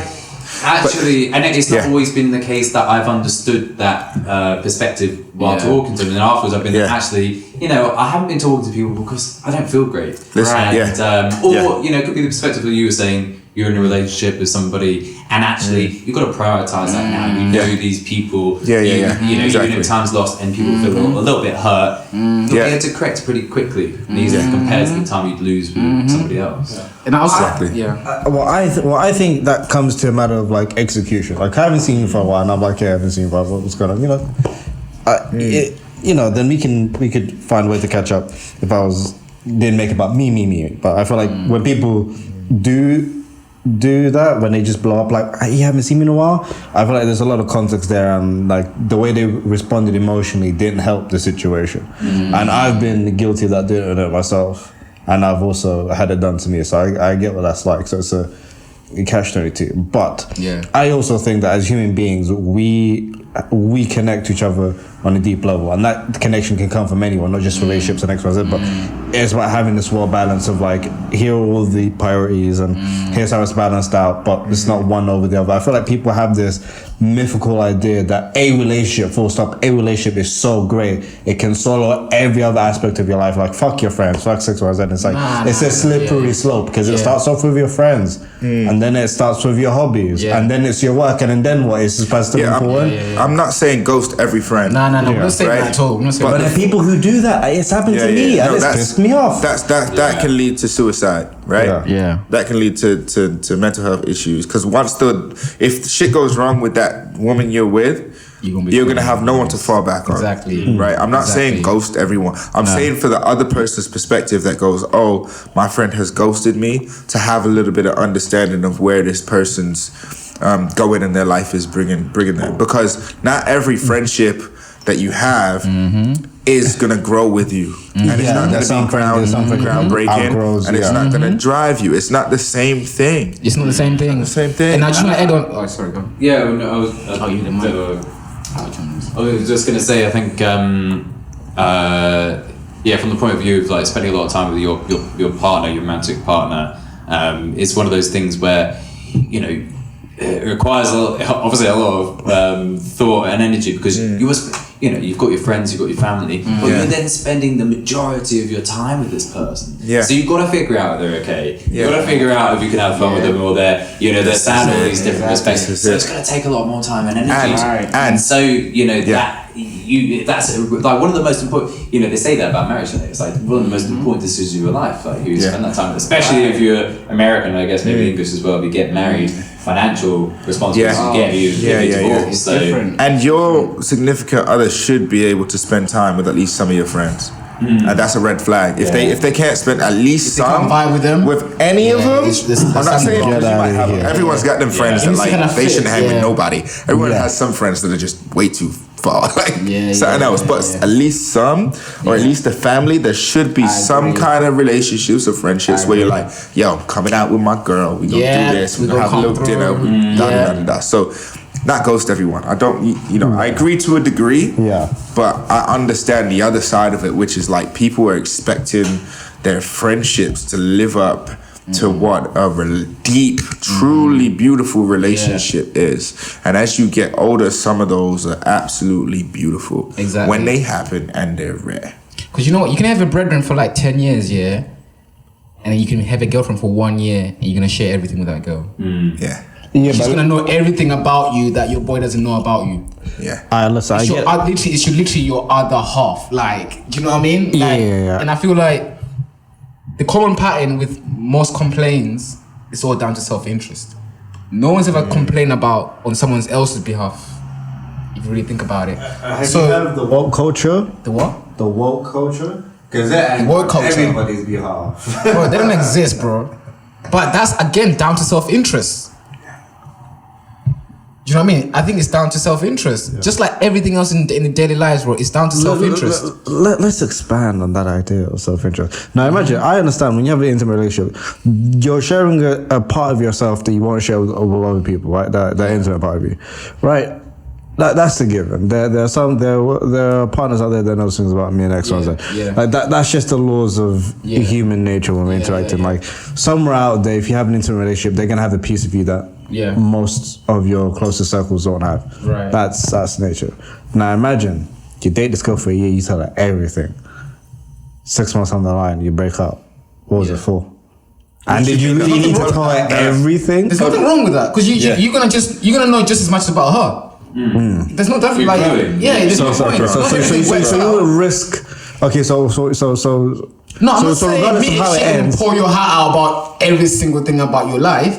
It's just natural. Like, bro, the moment you become intimate, nothing is no longer like undesirable. You won't regret those in the moments. most vulnerable state. No, why would you regret it, bro? That's growth. You're learning. Like, It's growth. Everyone that's been in relationships that they can, unless you're just with someone that is absolutely trash. But every relationship that I've ever been in, I've grown from it, and I've enjoyed and I've cherished the time we've had together. It's not that Sometimes things go wrong and you just don't gel with a person or get along after years or whatever. And like, you know, being vulnerable is when you being vulnerable is when you bond together. That's when you realize, there's I don't necessarily need to live up to this high expectation of who I think this person is necessarily. Both grounded at that level of this is another human being who has gone through past trying experiences or whatever. I appreciate them this much more because of the way that they're opening up to me.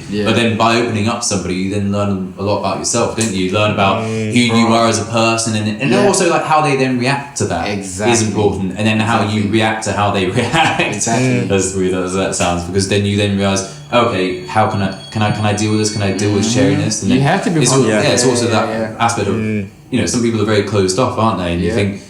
And sometimes that's I've realised that for myself anyway. That's the reason why some relationships don't work, is they're not willing to open up, they're not willing to be vulnerable and share that. And you're like, well, you're guarded for a reason, and we can't progress because we can't then share important things in our lives. If you live your life in prison, I'm not breaking in to save you. I ain't Michael Scofield. I ain't breaking in. But you ain't being saved. Don't save her. She don't want to be saved. Stay close though. I was gonna ask you a question. So. I think, again, the key word for me is demographic. So, if I've got a chick and I've got a kid, and I'm like, yo, Elton, I can't see you every single day like I used to see you, but I've got a kid to raise.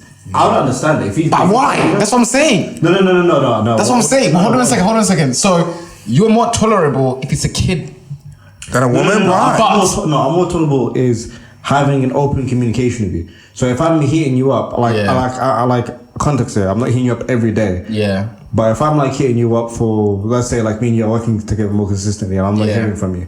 And you tell me I have a girlfriend or I have a girlfriend and a kid I can't prioritize much, so I'm done with what I'm going to see for her. I'd be like, okay, fair enough, and I'll back up. What I don't like, and the reason why it's so personal to me, is like, if me and you are bros and we live a life together, and I know your lifestyle, and I know this girl isn't actually taking up that much of your time, you just want to spend all your time with her. It's like, I'm going to see that, I'm going to back away, but I'm still going to feel a certain type of way that you ghosted me. Nah, though, I don't agree with that. Nah, listen. I don't want to dismiss it, but I feel like I can't agree with it personally because our lives are different. I don't talk to my boys every single day. I might speak to them like 2 or 3 times a week.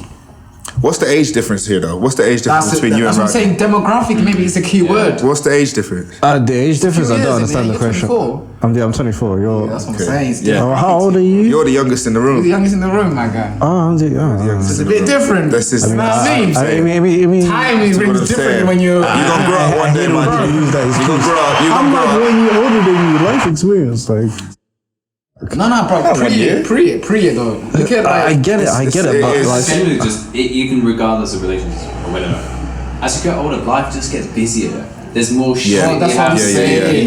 There's more work. It's not just work. I don't know. There always just seems to be more. There's never. It's bad to say, but there never seems to be enough time in the day. But there should be. There's always something to work on. But. Right, and you know the funny thing is, your woman is asking the same thing. When are you gonna spend time with me? Exactly. And if I know that the rest of my life is busy, and work is busy and this is busy, I'm already technically busy, neglecting my girl anyway. So that first amount of time, if she is the person I care about and that is feeding me and driving me to continue doing my work every single night, continue doing all these other things, you know who I'm gonna prioritize? I'm gonna prioritize my partner, bro. For when a real. woman's there for you, like G shit there for you, Bro, G shit, bro. You get You- home from your long day of working 100%. hard. Your nigga's not cooking for you, bro. I'm not gonna go hug my nigga and lay with him, bro, and be like, "Oh, make me a fucking pasta." I while make my- you food? Well, yeah, that's. What are you talking about? And I fucking love it, bro. But if I felt like I was neglecting whoever I was with to do that, Yeah. then it's a completely bit different thing. different. It's a different thing, man. It's a different Like, thing, man. I'm gonna segue from there because I think we're coming towards the end. I still wanted to try and do one more phone call. I don't know if we can, but I'm gonna give it a try. Cool. And then I reckon what we should do. Have you got someone in mind? I do. I reckon what we should do is we should each have a question each. Maybe you'll do the interviewing. Stop putting your hands on the mic, bro. Is my hand on the mic? Not right now, but I'm Okay, then you should have told me before, bitch. Like, He did tell you. you wanna fight me? Like, No, I just don't want you put them. I want the recording to be clean. His friends on you, bro. All right, next time, guys. we're gonna see these dudes. You ain't gonna get me your friends on me because they all ghosting your ass. Because they grew the fuck up. All right, let's see what we can do. I feel like this has been really smooth. I feel like he's hitting up. Yeah. But it's Go. good though to leave it on a high because it shows there's something there, you know. Yeah, exactly. All right, let me see if this. Also, it's 11 o'clock already. Oh, is it? Yeah. Oh, shit. You lying. Shit. Nah. Wow. I knew we would just get caught up into it. Yeah, I knew it was. I could do it for hours now. Yeah. No, that's what I'm saying. That's what I'm saying. Like, I'm ready for the next one. I swear down. Oh, that's hilarious. But it was funny enough, like during lockdown, one of my best mates from uni, me and her just talked for hours anyway. But you know, we'd have these catch ups on the phone, and you know, we both listened to like Joe Rogan's podcast and other podcasts, and we loved this stuff. We're just curious about life, you know, everything. And we'd have this conversation. We realised that we were both talking about some sort of topic we found out about recently. We'd go down the rabbit hole of something, and then we both realising we'd then be googling the same thing at the same time. Like, wait, you're on the laptop right now. You're like, yeah, we're looking at the same thing. And then we're like, oh my god, we should do podcasts. Just because we love talking a bit, like you know, that would be intense when we're talking like we're doing right now. There's just something so organic about it that you know, I guess you only really do when you got enough spare time. It's nice to spend the time just on conversation and it goes back to exploring what, ideas. it goes back to what he said about we're naturally human beings are naturally social beings, right? Yeah. Oh, is it no. We got Nicole on the line. Cool. Hey. What's up, Nicole? Hey. Wagwan. hi, Nicole. It's me, Isaac B, Come on. Rodney, Yes, Quinn, and Elton. Hi. What's up? We knew you couldn't make it down today, so we've got you on the phone call for the podcast. Wait, what? We got you on the phone for the podcast. What? So you're recording me right now? Yeah, you've been recorded right now. Picnic. You know you can't do that. You need to inform someone so they can give you consent. Did you not see? I sent you an email. Email? What's my email address, Isaac? NicoleCarvello@gmail.com. That's not me, you know. Well, then it didn't go to the right person. Different Nicole. Right? Are you gonna give consent? Well, I think you should get my written consent first, and then Jesus. I may. This is what I'm talking about with women and shit, bro. Look, all right. Nothing. Do you want? You said that. Babe, motherfucker. We're doing you're ending the podcast, so you've got to have something like really good to say. Do you have the cure for cancer? Ooh. All right, hold on. Elton's gonna interview. Here, take the headphones. Okay. She's given half consent. But I'm gonna let you do the interview in a bit. Okay. Hello. Hi. Hi, Nicole. How are you? I'm good. How are you? I am tired as shit. I'm high as shit. Ask her how she feels about interracial relationships. Wait, hold on. Before I ask that question, Nicole, you sound like a white woman. Like, what do you look like?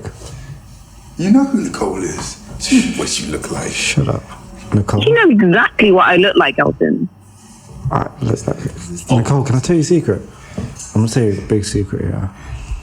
So I'm very good at like remembering people's faces, but I'm not good at putting names to faces. Does that make sense? Deep in shit.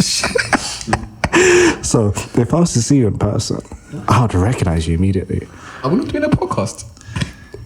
This is not pillow talk, nigga. I'm trying to. At this finest moment, bro. He's completely ghosting all of us, bro. Look. For a chick.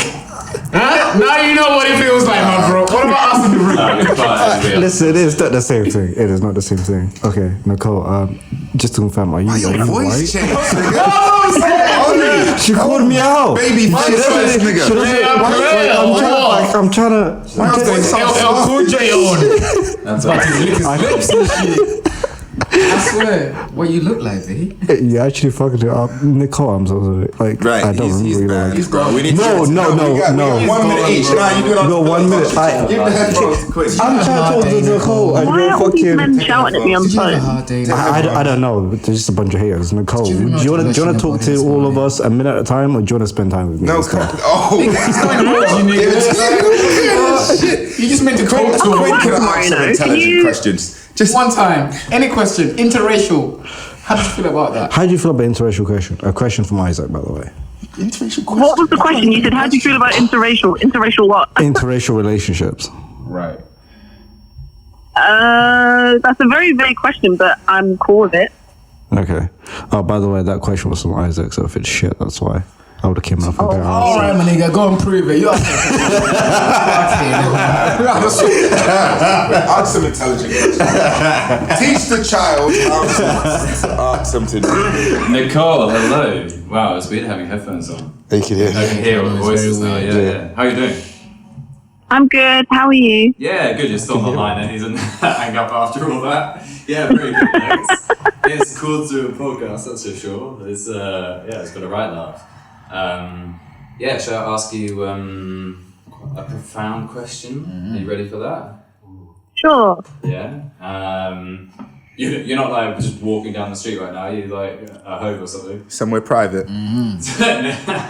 Yeah, I'm literally just chilling. Yeah, exactly. I don't necessarily mean somewhere private, like Tevin's saying, but more somewhere where you can contemplate an interesting thought. She sounds like babe chat right now. What do you think is a difficult one to answer? But like, what do you think the meaning of life is? Oh, wow. What's the Deep, purpose? deep, yeah, deep. very, very deep. But I mean, like, you know. Yo, what is that? Yeah, they got some buttons that they can press for effects. But yeah, in terms of you know, meaning of life or like why we're here, do you have an answer for that? Or what's most important to you? If that's easy. Well, I guess it differs for everyone, but I feel like overall, the meaning of life and the reason we're here is love, be it romantic love, you know, family love, love for your job, love for what you do, like that, you know, that is the meaning of everything, isn't it? And once you don't have love, what have you got really? So I feel like that's really the center of the meaning of life. I think that's a really good answer. I think I would have said something similar. I feel like in terms of like purpose, so Nicole was saying love is the most important thing. Love for your family, love for your friends. The most cliche answer I think it's true though. I think it's true because it's like, you know, I think purpose in, you know, the meaning of life is to do things that you enjoy and enjoy and love, connected. Yeah. And you know, whether it's, you know, doing something in your career or your passion, creating things, or, you know, sharing memories. It's all, you know, love and joy, isn't it? And What was her answer? What did she say? She said love. You know, love for your family, love for friends, love for. So not necessarily relationship, just love for like passion for something in life. Yeah, exactly. Yeah, anything. Yeah. Yeah, love for anything. And What's her love? What's her passion? Yeah, what's your passion then in terms of asking? What's your love? Me? Yeah. I guess if there's something at the core of you that like drives you, what's the main thing? Yeah. Main dish. Other than these trifling niggas. Oh, that's a really good question. I mean, I guess I'm going to be really basic and say music. In that, like, Music. Yeah. I'm shit at reading She don't music. sing, no. Oh yeah. Let us Can hear you it let me high. land? Can you let me land, please? Let you Please? Never seen a touch stage. Let me land. Mic now. lamb. Land. Land. Oh, what do you mean? She loves lamb. No, the phrase to let someone land means to let them finish a sentence. Oh, right. Yeah. Okay. Yeah. Carry on. I have a question. No, she's finishing. She's finishing. Yeah. I mean, I finished, and you got questions. Okay. So yeah, I would just say music purely because I might be like shit at music. I'm not very good at writing it, but it's just something that I've always just had just a pure love for. Like, if I'm listening to a song, I need to know who produced it. I need to know the exact instruments that are in it. Like, I want to play it. Like, it's definitely a next kind of level of appreciation for all like different types of music. So yeah, I would say that that's definitely a lifelong love of mine. So music's your lifelong love. That's a really good answer. Yeah, I'd say that for sure. Yeah. I did hear bits and There's pieces. there's something raw and passionate about things like music, isn't there? We like raw and passionate. Art, art, music, creating things. Craving. Something that comes from. Yeah, Good answer. Very good. Shall I pass you on to Rodney? Yes. All right, here we go. Thank you. The meaning of life. This is gonna be the final. You're not up now. This is gonna be the final What's this cable? Is it? You're up. part. Yes, Nicole. Can I get the mic? How does it feel to just be passed around? Where's the mic? Do I need the mic? Yeah, of course. There you go. Can you hear yourself? Hey, what's up, Nicole? Hi. Why are you laughing? Because I feel like every time someone says hi, they put on this voice. Except me. It's like, Do you know what it morning is? voice. It's these fat headphones. I can't hear my normal voice no more. But I have a question for you, yeah? So What's going on? Yeah.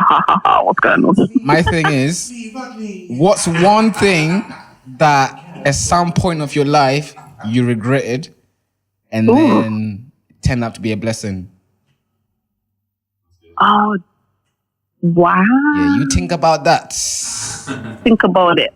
I'm gonna give you a second. I have an answer, but I feel like it's a bit of a boring answer. What is it? And I know that person won't be listening, so I will just say it. Right, give the government names and everything. We don't care.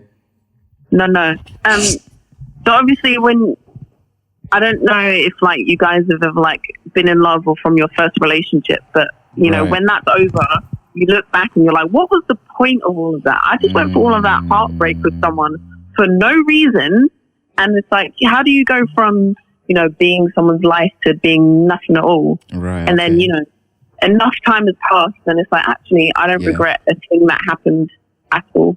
I actually feel quite lucky to have experienced that. And, you know, there's going to be bad times. There's going to be really horrible times. But ultimately, I don't regret a single moment of, you know, any kind of relationship I've had with someone where it's not worked out in the slightest. But, you know, I don't regret anything about it. I or think that's meeting the them, mindset anything. for sure. Yeah. Yeah. And I was gonna say as well, it might be easier as well in relationships not to regret anything if you don't feel like you were in the wrong. Like, and I feel like guilt won't really lie to you. Guilt will make you feel exactly how you need to feel. So if you're in the wrong, you're forever going to regret your actions and stuff. But it might be easy to move on if you're just, you know what I mean? You just went through something. But I say that to say this as well, like, I think everyone needs to be heartbroken at some point of their life. I think it's very healthy. I think it's very healthy for everyone to do that. Woo! Did I just get it? Woo! Come on. Mr. Visualize. I didn't see that coming though. I mean, it's trash and I never want to go for it again, but, you know, it's got to happen at least once, right? That's right. Makes you a stronger person, though. Makes Exactly. you a stronger person. It helps you to find yourself. Like some of them rock bottom moments do kind of bring you back to life and make you learn something. And then when you meet someone else, you're like, actually, I don't like this, or I know what the red flags are now, or I know what the green flags are. You know, I know how much I can actually take before I'm straight out that fucking door. There you kind go. of thing. And if it's hard to find that person, just know that you're looking for a quality person. That's why it's hard to find that person. But they're you're just looking for your person. Right. Yeah. I like that. You're looking for your person. Yeah, they don't have to be, you know, perfect. But the devil wears Prada. You know. Yeah, Isaac said the people devil will wears disguise Prada. themselves as your person. Right. Yeah. So we still Be your person. That's a great answer. I love that. Did you have a question for me? I like it. Role play. Hey, I already knew that. Are you guys high right now? We are high of life and creativity. Yeah. Oh, you can't stop laughing, can you? You like that one, eh? It's a good thing you are alone, isn't it? Soft voice run. It's back on the line. I don't have a question. Oh, I have a question. What's the question? Do you feel like you can love two people at the same time? Do I think I can love two people at the same time? No. Yeah. Hell no. No. Yeah. That's why the pharaohs, right? Yeah. And the Egyptians, right? And still in like Muslim communities, they were the primary wife. They got a secondary wife. They got a mistress. Right. Then they got the thotties. That's true. Because there has to be levels to this shit. There's no way both of you are fighting for my attention. Yeah. Like, cool. Yeah. Love it depends what kind of love you're talking about. Yeah. You can't. I think you can love multiple people at the same time, but you can't show and display love to multiple people at the same time. Because you're always gonna go and whatever you have with another person, you're gonna go back to the person that you love more in your heart and enjoy spending most time with, and gonna speak about that other person. It might be in a positive way or in a negative way, but you're gonna be like, yo, actually, this is my primary. There's always gonna be one. Yeah, I agree. That takes the all the shit. Yeah, I feel like, and for me, I don't like my life being complicated, man. Fuck that shit. Like, that's enough, bro. Like, because at the end of the day, like, if you really deep it, if they know they both are like in your life, right? They actually know each other, and they know, okay, on a Friday you go to this house, and then on the weekend you spend time in this house. I just don't feel like that's healthy for anyone. Like, we're human beings. Yeah, go on. Do you feel like that because you think she'll be doing the same thing to you? That's my thing. So if she decides, okay, let me go and get my two lovers, and you're one of them, I'm gonna feel some type of way. Like, wait, what do you mean you want another person to be? What if you had another lover as well? Then what? It's 4 people in love. Yeah, why not? I don't know. I'm a little bit. I don't know. I feel like it's not special to me. I feel like what makes love special to me is that I have this. I'm sharing a unique experience in this journey, and I want to. I guess I'm just an old school nigga sometimes, innit? But I'm quite traditional in that sense, innit? Like, I feel like, because you remember, we're talking about find your person. Like, find your person, like, narrow it down and find your person. And I feel like it's possible to have multiple people you have a high interest in, because whatever you find attractive in them, if it's just maybe their ethics or morals or the way they speak to you, the way they make you feel safe and just welcome, whatever the case might be. But for me, personally, I would just prefer to have one person, in a sense. I feel like, because I've spent 3 decades or 2 decades of my life being with multiple people, and I don't feel like I'm missing out on anything at this point. I feel like they've just made me realize I need to narrow it down to one person. Yeah. In a sense. But obviously everyone's life journey is different and unique to themselves, innit? So, yeah. Good answer. Elton said he wants 2 bitches. They have to get along. It's mandatory. At the same time? At the same time. Yeah. And none of them are In yours? the same house. Get rid of both of them. In the same bed. Also, get rid of both of them. Oh, get rid of the both of them? No, how to get rid of both of them if they don't get along. Oh, so they don't get jumping jumping 2 at the same time. Oh, yeah, this thing I is want 2 on a leash shit right here. and do what they're told. Are you gonna cater? Are you gonna cater to both of them? Are you gonna feed both of them? Yes. Not cater to You you. gonna feed both of their kids? Yes. All right. You gonna take both of their stress? Yes. When they both mad at you. 2 angry No, but what women. did you do to make them mad? What was the question again? What do you do to what? No. When that shit gets sticky. Make him 2 women mad. That's you. You're the problem. So you can't make 2 women mad. That's your problem. I feel like Isaac can. Oh, by the way, I was just You said Isaac can. Wait, what? Alright, Nicole, I'm gonna catch you later. It's nice speaking to you. I got a mic. Don't worry. This one's still on. Oh, okay, cool. What you say, Nicole? You put my name in your mouth. You're breaking up, you know. I'm breaking up. Yeah. Can you hear me? Can you hear me now? I don't know, bro. Hello? You asked for that shit? Hello. Hello?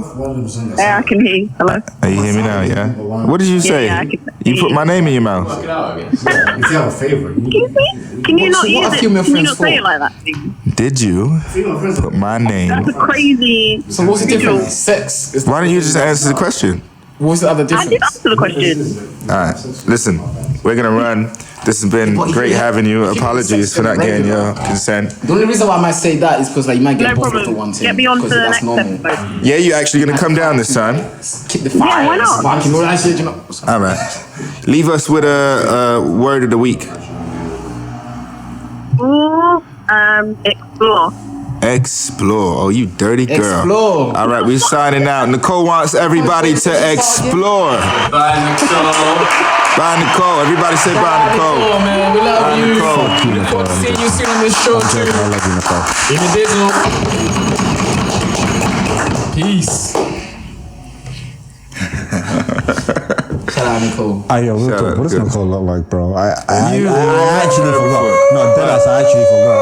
I actually, let's- deadass, I let's- actually, I mean, changed. bro, I'm being serious. Beating right Bro, I was nervous because I forgot her face, bro. Do you know how rude was that sad. is? Do you know how rude? It's like, we've met in person. I don't know who you are. That's how the conversation basically went. Yeah. That one was like, hey, is that you, Nicole? Is that you, baby? Oh, wow. I think I kind of remember your face. Nigga, what the fuck?